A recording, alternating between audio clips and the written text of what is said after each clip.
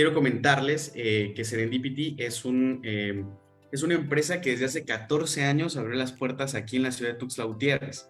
Mi socia, Ana Ballinas, la abrió como un consultorio psicológico en donde trabajaba con niños, niñas, adolescentes, y de repente esto de colaborar en el tema de la enseñanza se fue dando de manera natural, pues organizaciones de la sociedad civil la buscaron para trabajar temas específicos de neurodesarrollo o de problemas del neurodesarrollo en infantes.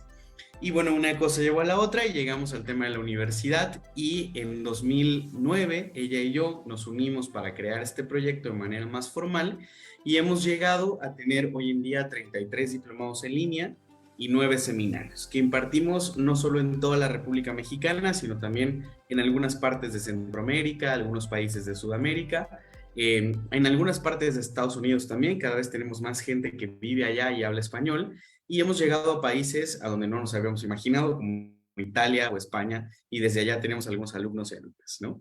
Y bueno, hemos hecho eventos presenciales antes de lo que nos sucedió a todos en 2020, y ahora que lo estamos como retomando, hemos hecho eventos en la ciudad de Tuxtla Gutiérrez, en Querétaro, participaron algunos en la Ciudad de México, en Guatemala, también en Mérida, en el norte, en Monterrey y en Hermosillo, y estamos cada día como proponiendo cosas, no solo desde la cuestión presencial, sino también desde la cuestión en línea. Pues organizamos 2 eventos, justamente a través de plataformas como esta en la que estamos conectados, para que muchas personas puedan asistir y escuchar a profesionales no solo de la República Mexicana, sino también de otras partes del mundo.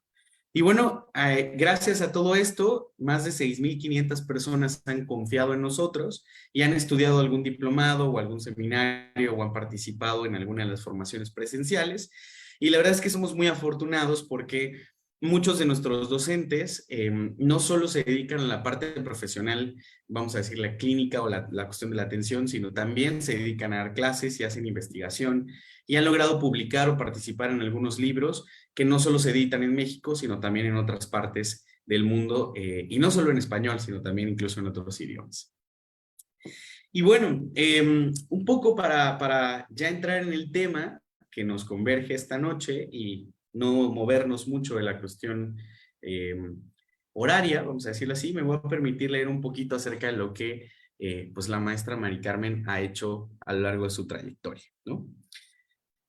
Pues bueno, ella está enfocada a la atención psicológica individual, de pareja y grupal, a la consultoría, al asesoramiento e intervención psicopedagógica, a la orientación educativa, también a la docencia en diferentes niveles educativos, y también es facilitadora de cursos y talleres que tienen que ver con el desarrollo humano. Tiene una maestría en Ciencias de la Educación por el Instituto de Estudios Universitarios. También tiene una maestría en Psicoterapia Gestal por el Instituto de Terapia Gestal Región Occidente, Integro. Es coautora del capítulo Perfil del acompañante formador en el libro Estrategias de acompañamiento integral para estudiantes universitarios. Ella ha sido docente en varios espacios en donde ha podido impartir temas relacionados a la tanatología y a la psicoterapia humanista.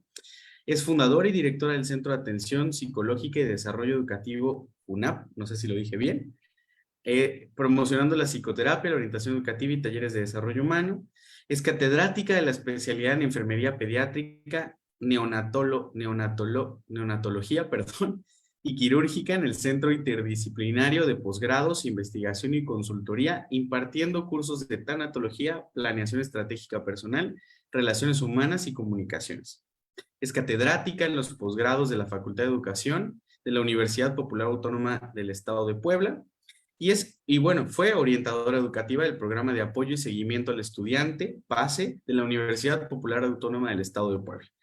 Y bueno, tiene muchos años de experiencia en la clínica, ha trabajado, por supuesto, aquí en Serendipity en algunos diplomados relacionados a la violencia sexual infantil y a la psicoterapia infantil desde el enfoque gestal.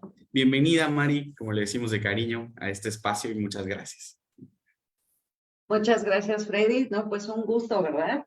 Ahora, recapitulando la trayectoria de Serendipity, pues bueno, ¿qué te cuento, verdad? Y que es un gusto y un placer, un honor pertenecer al equipo docente. Y claro que, por supuesto, cuando me invitaron a esta masterclass, y más hablando de psicoterapia gestal infantil, que también me encanta, con mucho gusto que acepté. Y bueno, pues bienvenidos a todos. vamos a comenzar entonces con el tema que nos atañe el día de hoy, ¿verdad? Y le pediría apoyo al equipo de Serendipity para que nos pueda proyectar las diapositivas que ya tenemos preparadas. Y bueno, elegí este tema porque me parece que puede darnos un panorama bastante general y al mismo tiempo amplio de lo que es la psicoterapia gestal infantil, sobre todo si hay quienes están interesados o interesadas en involucrarse más dentro de nuestro diplomado, para entonces poder brindar un acompañamiento a los peques, pero desde este modelo. Pasamos la siguiente. Quiero entonces proponerles la revisión muy rápida de dos autoras y terapeutas gestales que han sido íconos dentro de este modelo. De hecho, si ustedes revisan la historia de la psicoterapia gestal, no había como tal una propuesta para infantes. ¿Ah? Y entonces justo la primera, la pionera es Violet O'Clander, ¿verdad? Que es una terapeuta americana que justo murió hace poquito, murió en el 2021, ¿verdad? Para ser exactos, en septiembre de 2021, no tiene mucho. Pero bueno, le debemos una cantidad de material de bibliografía o referencias sobre la psicoterapia gestal infantil. Uno de sus libros muy famosos es Ventanas a nuestros niños. Seguramente muchos de ustedes lo conocen. Ajá. Fue el primer material como tal de psicoterapia gestal infantil que se conocía. Ajá. Y justo Violet O'Clander se da cuenta, ¿verdad?, que no había ninguna propuesta hasta cuando ella lo empieza a realizar sobre cómo intervenir con infantes, pero bajo este modelo. Y entonces lo que hace es retomar los principios gestales, leyes de la gestal, fundamentos de la terapia gestal para adecuarlo a los pequeños. Y por supuesto, a través del lenguaje natural de los niños, que es el juego. Y entonces hace esta combinación del juego como técnica y de estos fundamentos gestálticos para hacer una propuesta que la plasma entonces en este libro que contiene la explicación de cómo ella va haciendo el abordaje a lo largo de un proceso terapéutico gestáltico infantil y de varias técnicas o experimentos, como le llamamos en gestal. Ajá, haciendo la aclaración que un experimento es una estrategia de intervención que todos los terapeutas gestales podemos ya sea adecuar basados en una técnica que alguien más diseñó o crearlos. Ajá, hacer uso de nuestra creatividad para entonces nosotros construir una estrategia que permita a los adultos, a los adolescentes y en este caso a los pequeños, abordar una temática. Le vamos a llamar un tema inconcluso en gestal. Ajá. Un asunto que no se cerró, una temática de la que tal vez no se habló o algo que se quedó ahí bloqueado. Ajá. Coloquialmente le vamos a llamar atorado. Ajá, y que al no darle ese cierre, entonces rompe ese ajuste o ese equilibrio organísmico. Ajá, les estoy hablando en términos gestálticos. Pero bueno, vamos a hablar entonces de la propuesta de Violet O'Clander, ya conociendo un poco del contexto de cuando ella la realiza. Ajá. Ella lo que propone es tener un primer contacto, una entrevista psicológica, una entrevista de encuadre, tanto con los padres como con los hijos. Ajá, es decir, al mismo tiempo. No por separado, no primero papás y luego hijos o el menor a quien traen a consulta, sino en conjunto, con el objetivo de establecer, decía Violet O'Clander, un diagnóstico fenomenológico. ¿A qué nos referimos con un diagnóstico fenomenológico? A la observación de estas interacciones que se presentan entre el niño y sus padres y entre los padres y el niño. ¿Ah? para ir revisando cómo es que a partir de esa dinámica y esos vínculos que establecen, el niño y sus padres, los padres y el niño, entonces está generando un desajuste, un malestar o aquello que ellos mencionan como motivo de consulta. Ajá. Y entonces, Violet Oclander propone que a partir de esta observación en esta primera entrevista, cotejemos si hay un clic, si coincide lo que los padres refieren como motivo de consulta, que puede ser N, no trabaja en la escuela, no obedece en la casa, se hace pipí en la cama, N. Le da miedo la oscuridad, se pelea con todos. Ese puede ser un motivo de consulta que refieren los padres a la gestalt terapéutica o diagnóstico fenomenológico, es decir, lo que en realidad está pasando detrás de esas conductas en el menor. Ajá. Y qué tanto los papás contribuyen a esas conductas o esas situaciones. Ajá. ¿Qué incentivan más en el pequeño? Ajá. O cómo contribuyen. Bien. Después de esto, Violet Oclander dice que el proceso terapéutico ocurre en 4 fases. Además de esta etapa del diagnóstico fenomenológico, ella establece como primera fase un darse cuenta y contacto. Posterior a la entrevista con el menor y los padres, ahora sí, Violet Oclander propone en la siguiente empezar a trabajar con el peque, ya que se hizo el contrato terapéutico, ya que se conoció el contexto del niño, ya que se ubicó estas interacciones padres-hijos. Entonces ahora, a solas con el menor, favorecemos darse cuenta. Darse cuenta significa que el menor tome conciencia de su situación y de sí mismo, de por qué está yendo al proceso terapéutico, independientemente de lo que hayan comentado los padres en la primera entrevista. Y le podemos hacer preguntas gestálticas como, ¿sabes por qué vienes aquí? Oye, ¿qué opinas de lo que dijeron tus papás? Que porque te peleas en la escuela, ¿es cierto? ¿Cómo ocurre? Cuéntame. Por supuesto, a través del juego también, ¿no? Y que el peque pueda sentir que está en un espacio de confianza, que está en un espacio donde puede hablar de lo que sea sin ser juzgado y que nosotros vamos a estar ahí para apoyarlo, independientemente de que trabajemos con los padres. ¿Me explico? Que es un espacio seguro, que es un espacio de respeto, incluso de confidencialidad.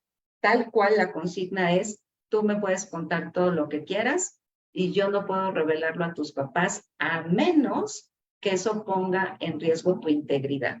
Y entonces ahí sí te diré, tengo que decirle a papá y a mamá esto que me acabas de contar. ¿De acuerdo? Pero siempre dialogado, siempre en acuerdo, para que entonces el menor pueda sentirse respetado, tratado con dignidad, que son parte de los principios de la Gestalt. Y al mismo tiempo favorecer en esta toma de conciencia que se dé cuenta de sus necesidades. Desde las más básicas como dormir, hambre, sueño, cansancio, etcétera, hasta como unas más complejas, como necesidad de expresar, por ejemplo, cuando algo no le gusta, de cómo enojarse, de cómo pedir ayuda. Después viene una fase intermedia que Violet Oclander la menciona dentro de este libro que les comentaba como un darse cuenta ampliado. Es decir, cuando el menor puede ver no solo los aspectos positivos de su persona o sus necesidades, sino también sus problemáticas, sus áreas de conflicto, sus áreas de oportunidad. ¿Y qué hacer con eso? Responsabilizarse. Algo que pensamos en la terapia gestal con niños es que el menor, por más difíciles que sean sus circunstancias, siempre puede hacer algo para estar mejor. Y eso lo hace responsable de sí mismo, que él pueda darse cuenta que en algo puede abonar a su bienestar, a pesar de depender de su familia, de la escuela, de maestros, de padres. Bueno, y finalmente Violet también nos propone el aprender a despedirse. Ajá. Si alguien ya leyó el libro, seguramente se estará preguntando, ¿y de dónde dice eso? ¿Cómo? Así no dice Violet, no dice etapa 1, 2, 3, no, lo dice entre líneas, ¿verdad? Y entonces a manera de organizar el contenido para presentarlo, pues lo hemos denominado así, ¿verdad? El aprender a despedirse como una forma incluso de habilidad para la vida, lo propone ella. Ajá. Todo lo que el menor aprende dentro de las sesiones, el objetivo es que lo pueda llevar a cabo en su vida cotidiana, que lo pueda trasladar afuera del consultorio, afuera del espacio donde lo estamos acompañando. Y entonces habrá que proponer algunas técnicas como las que ella describe en este libro, o adecuarlas o crear nosotros experimentos en los que el menor aprenda a desapegarse, ajá, a poder no desvincularse, que es diferente a desapegarse, es decir, a mantener el vínculo a pesar de la distancia, ajá, sin que eso signifique sufrimiento. ¿Me explico? El vínculo puede ser profundo y sin embargo puede estar desapegado, o sea, sin depender. ¿Me explico? Disculpen, yo me encuentro en la ciudad de Puebla, específicamente en Cholula, y bueno, ya saben, aquí diario hay fiesta por algo. Y ahorita está principalmente la feria, entonces imagínense, tengo aquí cerquita toda la festividad. Entonces estos fuegos artificiales los escucharemos un poco seguido, pero bueno. Ok, entonces, parte importante de la propuesta de Violet Oclander, independientemente de estas fases que ya hemos descrito, tiene que ver siempre con esta actitud de empatía, de aprecio real, ajá, de ser auténticos, de no fingir que nos gusta trabajar con los niños, ¿verdad? Sino que realmente podamos ser un modelo de cómo vincularse de una manera funcional, saludable, ajá, a través del uso de técnicas, de estos experimentos que tienen como objetivo principal recuperar las proyecciones. Una proyección es un mecanismo psicológico a través del cual el niño puede hablar de todo este mundo interno y ponerlo afuera justo a través del juego, justo a través de estas técnicas. Otra técnica que también Violet Oclander favorece mucho es el dibujo. Ajá. Y a través de esta recuperación de proyecciones, podamos identificar también las áreas de conflicto para el menor. Ajá. Su gestal terapéutica lo llamamos nosotros. Ajá. De tal manera que en este acompañamiento podamos provocar o favorecer el pensamiento reflexivo en el peque para que llegue a la autorregulación, que esa es la propuesta principal, ¿verdad? En toda terapia gestal, para niños, para adolescentes, para adultos, que el sujeto, cuando tiene asuntos no resueltos, entonces no logra esta autorregulación. Y cuando los logra resolver, cuando cierra los ciclos de estas necesidades no resueltas o estos asuntos inconclusos, entonces logra esta autorregulación organísmica. Ajá. Que lo vamos a poder observar en un self o en un yo fuerte, con fronteras o límites bien establecidos, ajá, con interacciones en cualquier contexto en que se haya inmerso, positivas, saludables, funcionales, y al mismo tiempo conservando una autonomía, ¿verdad? Aprendiendo a cerrar ciclos, a integrar las experiencias y a estar al pendiente o en contacto permanente con sus necesidades, para entonces poderlas satisfacer y nuevamente se logre este equilibrio o esta regulación organísmica. Me gustaría preguntar a nuestra audiencia si tienen alguna duda, comentario, aclaración en este momento. Hablen ahora o callen para siempre. No, no es cierto. Pero adelante, me gustaría que nos comentaran aquí en el chat Y si el equipo de Serendipity nos puede ir ayudando a leer sus comentarios, sus preguntas. Y entonces, pues, podamos hacer un poco más dinámica, ¿verdad? Esta masterclass. Ajá, excelente, Sergio. Qué bueno que todo va bien. ¿Y los demás? Ajá, ¿qué saben ustedes? ¿Qué les parece esto que propone Violet O'Clander acerca de las fases? ¿Ya conocían el libro? También les recomiendo otro, buenísimo para trabajar con niños y adolescentes, que se llama El Tesoro Escondido. Tiene un apartado, por ejemplo, un capítulo específico para abordar el tema de la ira. Ajá. Ok. Me dice Ana, yo lo estoy leyendo aquí, ¿eh? Me dice Ana, ¿cómo manejamos cuando el niño no le dicen por qué va? Bueno, ahí está lo interesante de esta propuesta de Violet O'Clander cuando nos plantea la entrevista al mismo tiempo. Desde ese momento yo puedo preguntar al niño delante de los papás, ¿y tú sabes por qué vienes? Y entonces si los papás se quedan así como de, no, no le hemos dicho, el niño puede incluso decirlo, no, no me dijeron, ajá, no me dijeron. Y entonces en ese momento papá, mamá le pueden decir a Juanito que, ay, disculpen, porque están aquí. Y entonces ahí vamos a observar las reacciones de papá, mamá, del niño al escuchar lo que están diciendo papá y mamá. Y cuando ya termina de decir papá y mamá, es que en la escuela no sé qué, no se apura, la maestra dijo que si no lo traíamos, bla, bla, bla, yo me puedo voltear y decirle al niño, ¿y tú qué piensas de esto? ¿Esto es cierto? ¿Así ocurre? Y entonces, saber lo que él está experimentando, lo que él está percibiendo. Me ha pasado en mi experiencia clínica que a veces los peques no ven como problema lo que los papás sí ven como problema. A veces los peques ven otra cosa. Ajá. O incluso hablan de lo que ocurre con papá y mamá, por ejemplo, que eso sí les agobia. Ajá. No, es que mi papá y mi mamá se están divorciando, no es que ellos pelean y así, ¿no? Y entonces los papás así como, no, no, no, venimos por otra cosa, no por eso. Pero bueno, es importante, en mi experiencia personal, tratar de involucrar a los padres siempre durante todo el proceso. Ajá.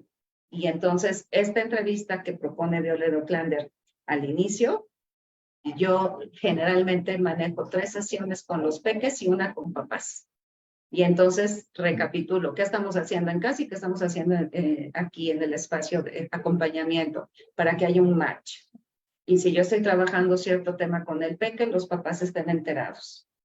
Y a veces hasta los invito a una sesión con él, a una sesión de juego. Ajá. Que también me da mucha información. Pero bueno, eso ya es de mi cuchara, ¿verdad? Ok, a ver, aquí tenemos otras preguntitas. Me dice Ashanti, ¿podría repetir el nombre del libro? Sí, El Tesoro Escondido. Y dice, cuando son niños tan pequeños que el lenguaje y el dibujo se encuentran aún en desarrollo, ¿sería terapia de juego? Sí, en mi experiencia, a partir de los 3 años ya es suficientemente entendible, tanto el dibujo como el lenguaje y el juego. Ajá, que aunque todavía es un juego en solitario, por ejemplo, a los 2 y medio, 3, aún así nos da información, podemos recuperar proyecciones, que es lo que nos interesa. Ajá. Bueno, ok, en lo que siguen comentando o haciendo sus preguntitas, ahora me voy a pasar al tema o a la otra autora que es Loretta Cornejo. Ella es peruana, ¿verdad? Ella todavía vive, todavía incluso pues hace entrevistas, ha publicado también muchos libros. Uno de los que les recomiendo es el de Manual de Terapia Gestáltica. Ajá. Se los recomiendo mucho y es Manual de Terapia Infantil Gestáltica, que es donde ella hace su propuesta, bastante interesante. Desde mi particular punto de vista, varias de las intervenciones que hace o que propone Loretta Cornejo son muy efectivas. Ahorita les voy a compartir, les voy a ir compartiendo más. Entonces, ella les decía que es peruana, y ya también con muchos años dedicándose a la psicoterapia. También cuando ella incursiona, ¿verdad?, en la terapia infantil, se da cuenta que no había gran bibliografía, salvo Violet Oclander, con respecto a la terapia gestáltica infantil. Y entonces ella empieza a innovar. Ajá, es decir, no solo retoma los principios gestálticos, no solo retoma la propuesta de Violet Oclander, ¿verdad?, sino que ella empieza a innovar. Y la primera innovación que hace es un cuaderno de trabajo. Ajá. Este cuaderno de trabajo, que también lo pueden encontrar muy fácilmente en la web, o lo pueden adquirir junto con su libro de Manual de Terapia Infantil Gestáltica. En este cuaderno de trabajo, ella hace una estructura bastante interesante del proceso de terapia. Ajá. Con en primera, este cuaderno obviamente lo diseña para niños, entonces es bastante llamativo, con hojitas membretadas y ya con temas muy específicos que empiezan de lo más simple a lo más complejo. Entonces, podríamos decir que Violet Oclander desarrolla su propio método a través de este cuaderno de trabajo. Y al contrario de Violet Oclander, ella dice, no, a mí me interesa entrevistar por un lado a los padres y por otro lado a los hijos.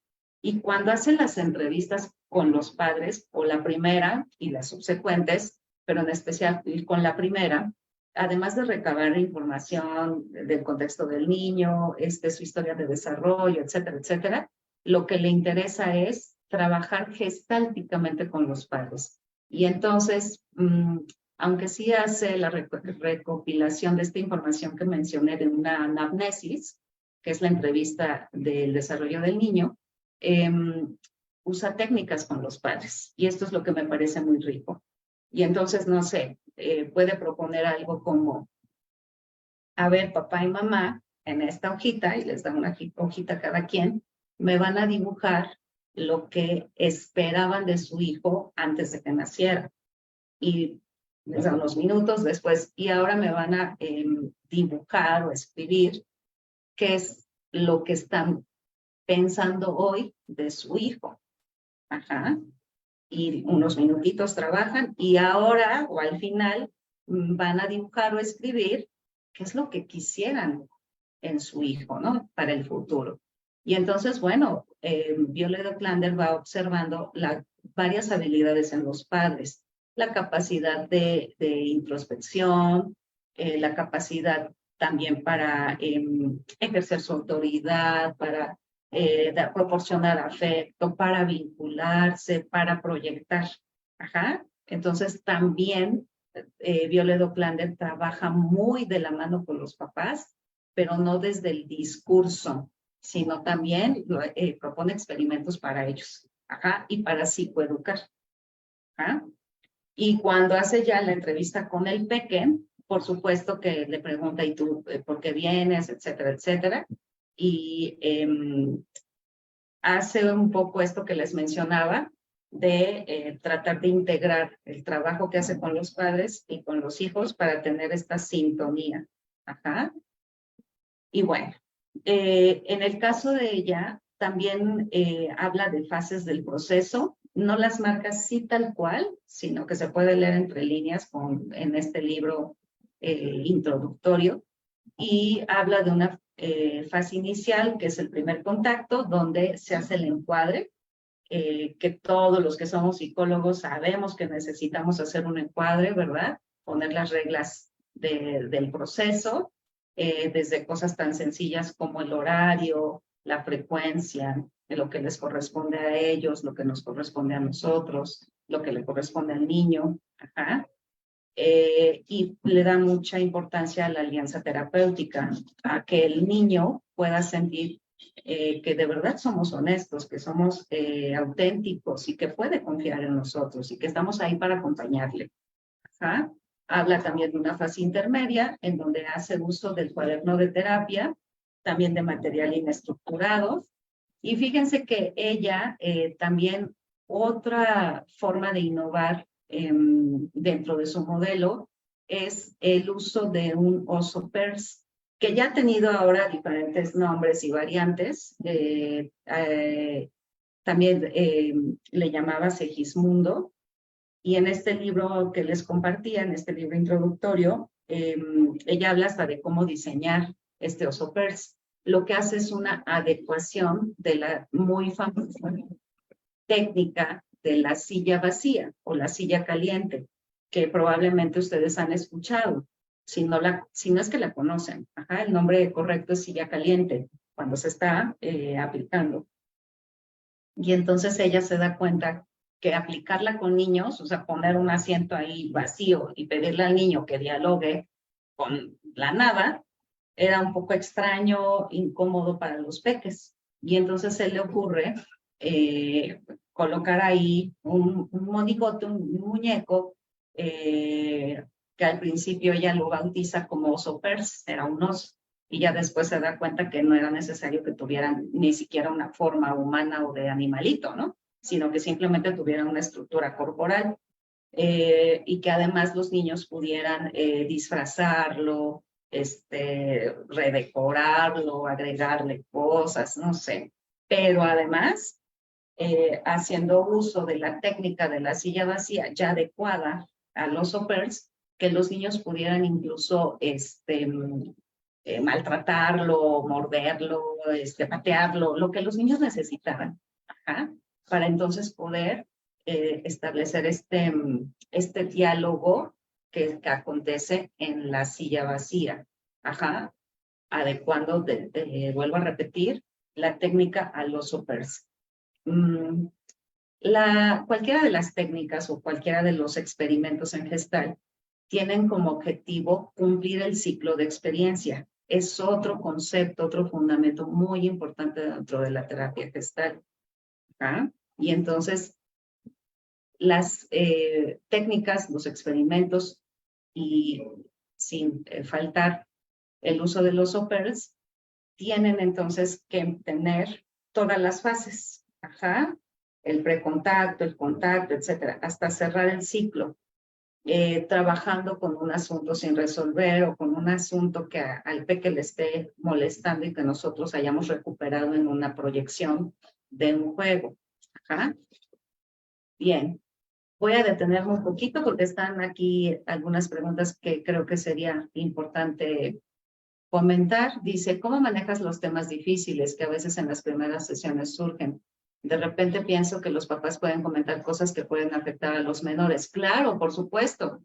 Si la entrevista está haciendo bajo el modelo de Viollet-Auckland de papá e hijos al mismo tiempo, sí los detengo. Ajá, no sé, información que pudiera no ser tan beneficiosa para los peques. Decía, lo ponen entre comillas, temas difíciles. No sé, se me ocurre una infidelidad, un abuso, pero que no atañe al menor. No sé, hasta se me ocurre encarcelamiento de un familiar, no sé, cosas que por la edad del menor no sería tan conveniente que lo maneje. Entonces sí detengo a los papás. Ok, me parece que podemos abordar este tema en otro momento. Esa es la frase que utilizo. Y claro, la abordo en otro momento, ¿sí? Porque lo que tenemos que privilegiar, por supuesto, que es la integridad del pequeño. Y si yo observo que la familia o los papás no pueden hacerlo por lo que gusten y manden, para eso estoy yo ahí. Soy la primera que debe defender la integridad del menor, integridad física, mental y emocional. ¿Sí? Entonces, claro que los detengo. Bien, y dice, ¿se puede utilizar cualquier muñeco peluche para esta técnica o necesariamente debe ser un oso? No, Ana, te comentaba que al inicio fue un oso, así lo bautizó Loretta Cornejo, pero no, puede ser cualquier tipo de animalito, muñeco. El objetivo es que tenga una estructura corporal, o sea, cabeza, brazos, piernas, ajá, el tórax, que tenga una estructura corporal, primero para que sea sentado, y segundo, para que el chiquito lo pueda manejar, lo pueda manipular. Ajá, de tamaño de un peque, de máximo 7, 8 años, para que entonces tenga una altura considerable, lo pueda abrazar, manipular.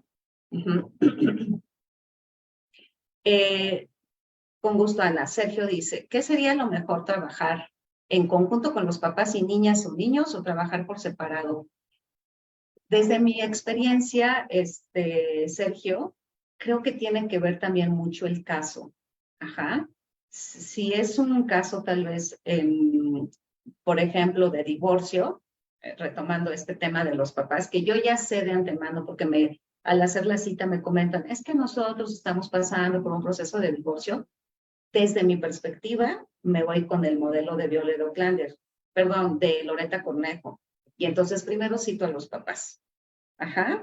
Y escucho cuál es la situación, en qué condiciones se están divorciando, si es conflictivo, si están tranquilos, todo como un acuerdo, cómo es.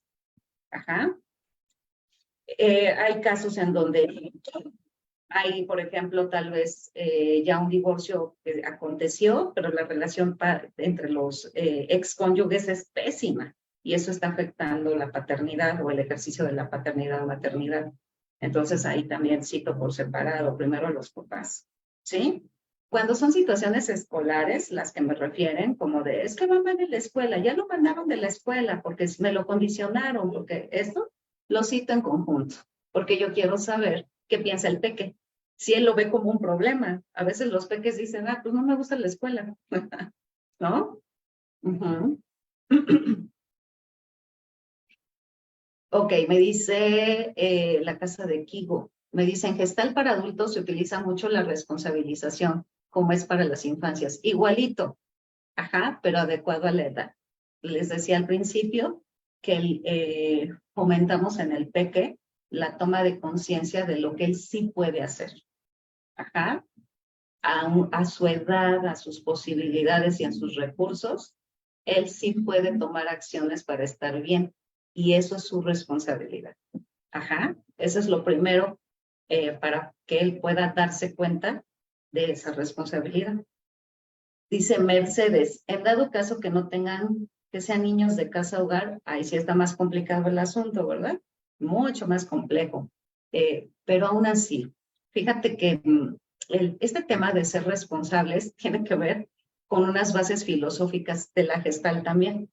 Es decir, la Gestalt no solo son técnicas y cuestiones psicológicas, también hay detrás un marco filosófico que le da ese sostén.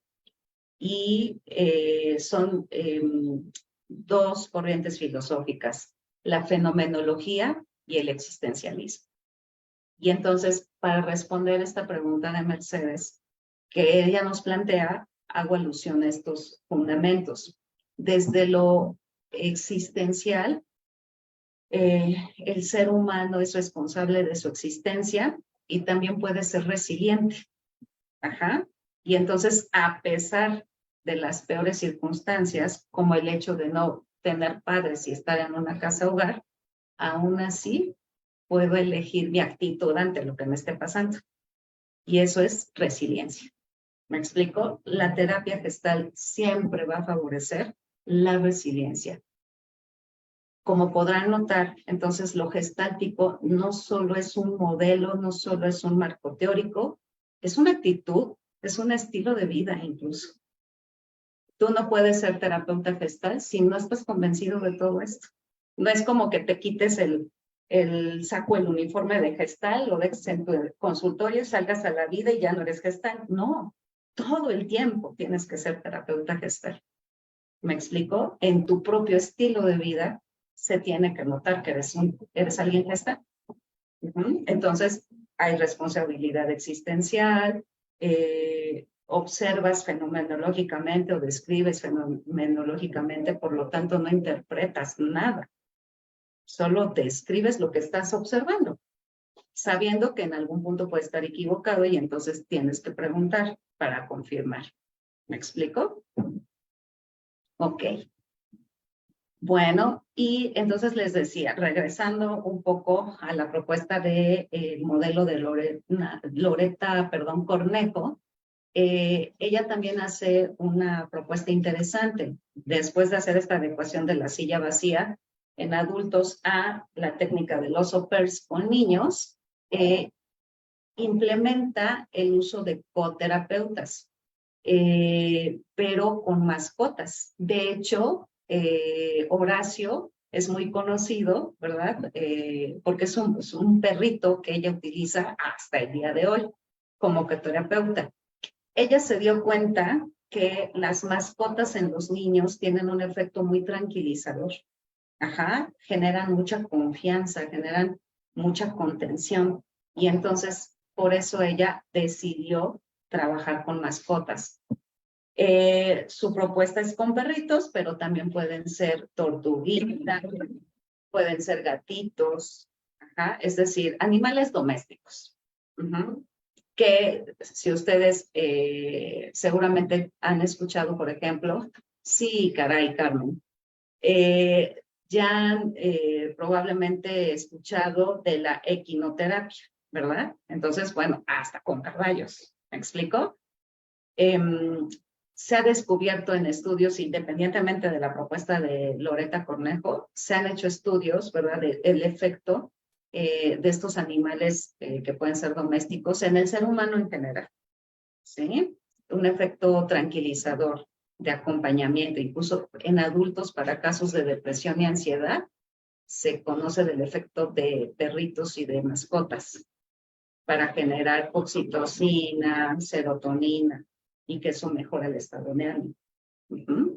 Entonces, bueno, es la propuesta de Loretta Cornejo y ella también, igual que Violet Oclander, menciona el diseño o la creación de experimentos, ¿verdad? Con materiales inestructurados que le den rienda suelta pues a la creatividad y que también favorezcan las proyecciones para que el terapeuta pueda recuperarlas y entonces favorecer que se presente todo el ciclo de experiencia y se dé el cierre, ¿ajá? Que genera el equilibrio o la autorregulación. El objetivo, tanto en el modelo de Loretta Cornejo como de Violet Oclander, es que el niño sea autónomo en el sentido de autorregularse. ¿Ah? Que a pesar de que las circunstancias o el medio sea adverso, los niños puedan encontrar lo mejor para funcionar favorablemente o sanamente. Dice, estos modelos también se pueden usar para niños con algún diagnóstico del autismo o del espectro autista, TDA o algún otro. Sí, fíjate que incluso en el modelo de la Gestalt no nos casamos mucho con psicopatología, porque tú me estás planteando psicopatología.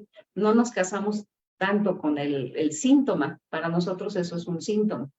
Ajá. Entonces, aún con lo biológico o lo genético que puedan tener estos síntomas o estas psicopatologías que tampoco las negamos, aún con estos diagnósticos, claro que se puede favorecer el ciclo de la experiencia, el proceso de autorregulación, la resiliencia, la responsabilidad existencial, bajo el enfoque gestal. ¿Alguna otra pregunta, comentario? Con gusto, Charlie. Vuelvo a insistir, hablen ahora o callen para siempre.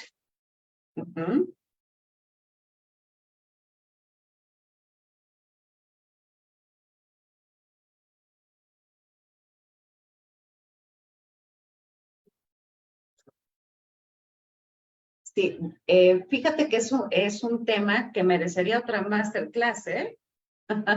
Dice la casa de Kigo. ¿Puedes repetir el ciclo de la experiencia? No, no, no, es larguísimo.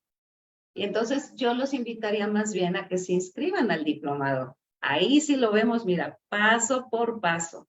Todo un módulo destinado al ciclo de la experiencia. Lo que te puedo compartir, además del ciclo de la experiencia, es que ha pasado por varias como actualizaciones, es decir, el primero que lo propone es Peirce, obviamente, que él habla de 4 fases, junto con Goodman, que es uno de los primeros escritos que realizan juntos, en un artículo, de hecho, uno de los primeros que publican, y habla de este ciclo de experiencia en 4 fases. Y después viene otro gestal, también que aporta mucho, ¿verdad?, al modelo, que es Joseph Zinker, Y entonces lo amplifica a 8 etapas, imagínate. Y en cada una de estas fases habla de bloqueos. Ajá. Entonces, yo los invito más bien a que se inscriban al diplomado y lo revisemos así, con lupa, fase por fase, bloqueo por bloqueo. Ajá.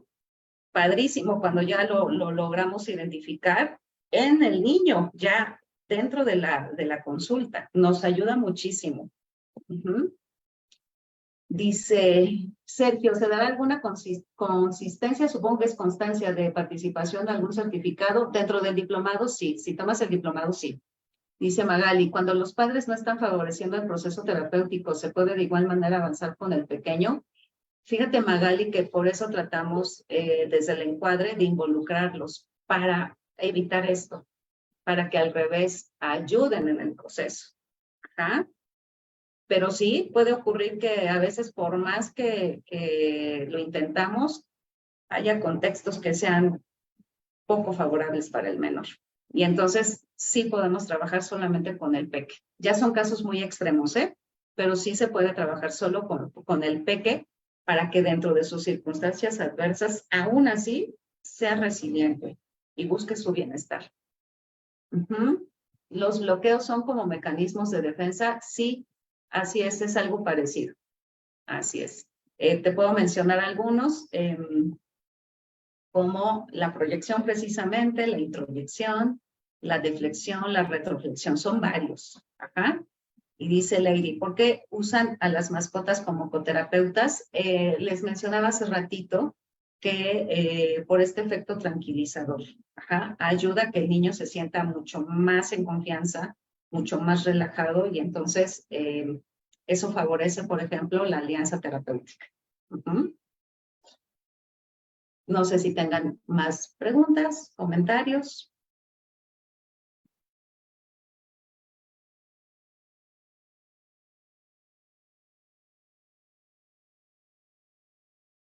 Bueno, pues cedo la palabra.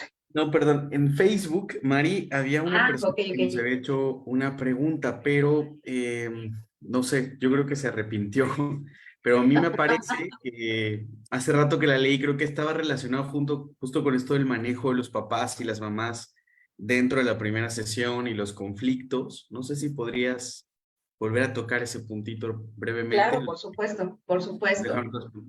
Claro, quien habla un poco más acerca de esto es justo Loreta Cornejo y de la importancia de el trabajo con los padres a través de técnicas y de sesiones por separado con ellos, no solo la primera entrevista, sino a lo largo del proceso.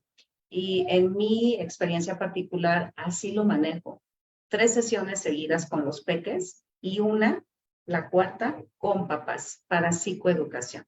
Es decir, no le doy terapia a los papás, solo psicoeduco a través de técnicas. Ajá. Si yo, no sé, si estoy abordando el tema con el peque de, no sé, se me ocurre de habilidades sociales, ¿no? Por mencionar ahorita algo rápido. Entonces exploro qué tan hábiles socialmente son los papás también. Porque no le puedo pedir peras al olmo, que el niño sea bien sociable y los papás son bien aislados, pues ¿cómo? ¿No? Por ponerte un ejemplo muy práctico. Me dice algún libro para comenzar a leer. Sí, estos que les mencionaba, el manual de terapia infantil gestáltica de Loreta Cornejo, de Violet Oclander, Ventanas a nuestros niños, El tesoro escondido. Hay muchos más, pero me parece que estos son introductorios y les quedaría muy bien si no conocen del tema o quieren empaparse del tema. Y dice, ¿cuáles son las alternativas que proponen las autoras en el trabajo de la Gestalt para el trabajo con víctimas de violencia sexual y violencia intrafamiliar? El modelo aplica a todas las temáticas. ¿Sí me explico? Tendríamos que explorar el caso en particular, pero todas las fases y el modelo de cada una de ellas es aplicable incluso a estos temas, así como los expliqué. Ok, ya les escribieron aquí en el chat los libros que les acabo de mencionar. También, por ejemplo, este libro de El tesoro escondido está súper bien para trabajar con adolescentes. Ajá. Viola Doplander también menciona el trabajo con adolescentes. Mari, yo tengo una pregunta. Claro. Ya no te escuché. Me puse en mute, perdón. ¿Qué sugieres tú o cómo sugieres tú trabajar cuando papá y mamá no pueden estar juntos en una sesión? Es decir, cuando de repente los papás, las mamás son tan explícitos en el primer contacto, incluso que ahora se nos hace por WhatsApp, pero te das cuenta de la mala relación incluso desde el primer contacto, ¿no? O sea, cuando te dicen, no creo que él tenga tiempo para sus hijos, ¿no?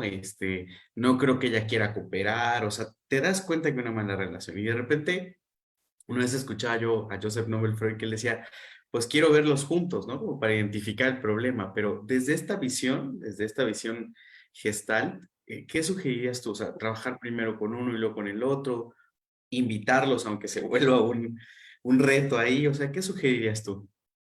Claro. Desde mi perspectiva y experiencia, tendré que analizar la situación y el caso particular. No sé, me ha tocado casos de todo. Por ejemplo, que los niños viven con el papá. Ajá, eso cada vez es más frecuente ahora, incluso. Antes no se veía tanto, pero ahora cada vez es más frecuente. Los hijitos viviendo con el papá, por X razones, pero los peques viviendo con papá. Y entonces, ¿quién hace la cita es papá? Pues entonces es con el que tengo el primer contacto. Pero es que ella, bla, bla, bla, ¿no? Y las quejas. Y entonces, claro, que invito a mamá en una sesión por separado. Ahí sí, de preferencia, cuando la situación es un divorcio. Y en la primera cita, entonces, valoro si es conveniente seguir manejándolos al mismo tiempo o incluso es mejor una sesión tú, una sesión el otro. Ajá, me refiero a estas sesiones de psicoeducación, ajá, las que trabajo de por sí con padres. Eh, si a lo mejor apenas está por acontecer el divorcio, ahí sí necesito a los dos, porque se pueden plantear en ese momento acuerdos. Territorio neutral, la terapia de los peques. Ajá, y entonces ahí podemos prevenir conflictos futuros en esta situación de un divorcio que está apenas aconteciendo, que va a acontecer. Ajá, entonces la función de la terapia no necesariamente es solamente correctiva o de intervención, también puede ser de prevención. Uh-huh. Y es muy interesante lo que te pregunta Ana en el chat, porque te dice, cuando el niño no tiene padre o la madre está ausente por trabajo y sus cuidadores principales son los abuelos, tíos, otros familiares, ¿cómo se aborda, no? Hay familias en las que a lo mejor Así mamá está en funciona, Estados Unidos, ¿no? Y así funcionan, exactamente. claro. Así es, bueno, exploraremos igual qué habilidades tiene la madre y qué tanto se presta para involucrarse. Pero si de pronto resulta que la madre es proveedora, es la que Sí. pasa 8 horas, 9, 10 trabajando porque hay que mantener al hijo y a los abuelos también. Entonces, bueno, ahí hay que observar el contexto, ¿sí? Cada realidad es distinta y mi postura desde lo gestal nunca va a ser de juicio o de cambia, porque eso está mal, jamás va a ser así. Tiene que ser siempre respetuoso, pero buscando el bienestar primero del menor, es al primero que debo de cuidar y haciendo propuestas. Ajá, no para que las personas hagan lo que yo quiera o considere adecuado, sino para poner en la mesa que pueda haber algo que funcione diferente y les beneficie más. Y entonces observo la capacidad de la mamá, incluso de los abuelos, para hacer estos ajustes que en terapia gestal le vamos a llamar ajustes creativos o habilidades para el cambio, ¿sí? Me dice Viridiana, las llamadas asesorías para padres son a lo que te refieres como psicoeducación. Efectivamente, Viridiana, justo es eso. Uh-huh. Pues bueno, muchísimas gracias, maestra Mari Carmen, por todo lo que nos comparte esta noche. Muchísimas gracias a las personas que nos acompañaron y participaron. Como se dan cuenta, la postura o la visión desde la Gestalt es una visión muy humana, es una visión de mucho contacto, de mucha interacción. Es una visión bastante teórica y bien sustentada a mi juicio, pero me parece que lo más importante es la experiencia, es decir, el trabajo, el día a día, esta cuestión muy subjetiva que de repente vivimos con cada familia, con cada niño, con cada niña, y creo que es muy interesante las líneas que estas dos autoras, tres con la ponente que nos acompaña el día de hoy, esta noche, están como planteando para repensar, analizar y de alguna manera tener claras ciertas guías, ¿no? Y como bien dice ella, les invitamos a todas las personas que están esta noche a ser parte de esta nueva generación del Diplomado en Psicoterapia Gestal Infantil. El diplomado está avalado por la Universidad Autónoma del Estado de Chiapas, que es la UNACH. Es una universidad que, al igual que la UNAM o al igual que otras universidades de otros estados, es la máxima casa de estudios que nosotros tenemos en este estado en temas de investigación y de muchas cosas que hacen. Y bueno, toda nuestra formación y este diplomado también, por supuesto, estará avalado por ellos. Es 16 semanas o 17 semanas, si no estoy equivocado, y van a ser 170 horas que van a estar respaldando tu formación con este diplomado. La maestra Mari Carmen Mora está con nosotros, también va a estar la maestra Navallinas, también va a estar la maestra Sofía Martínez, y entre ellas, entre este equipo de docentes, se integrarán una formación para que nos enseñen, y digo nos enseñen porque si yo quiero ser parte de esta generación, la gestal es algo que ha rodeado mi vida últimamente y entonces estoy como genuinamente interesado en eso, entonces yo quiero ser parte de esta formación y ya durante semana a semana con este modelo educativo que hemos diseñado desde hace pues más de 9 años, que te permite trabajar a distancia, te permite ser mamá, papá, desarrollarte de manera profesional y siempre sentirte acompañado o acompañada en toda esta formación, pues va a ser un modelo muy práctico, un modelo muy enriquecedor y además algo que vas a poder tener para el resto de tu vida profesional porque toda la información se puede descargar y siempre estamos en un chat como en el que te invitamos esta noche a la masterclass para resolver dudas y comentarios pues lo más próximo posible. Ahora mi compañera Gabriela Estrada va a mandarles información a cada uno de manera personal para que las notificaciones del grupo no vayan como a perturbar a las otras personas. Hay pues planes de pago, facilidades, meses sin intereses y buscaremos la mejor manera para que te sea cómodo continuar y terminar esta formación que sin duda alguna te va a dejar muchísimo enriquecimiento para tu labor profesional. Muchísimas gracias, profe María del Carmen, que nos acompañó esta noche. No, un gusto, Freddy.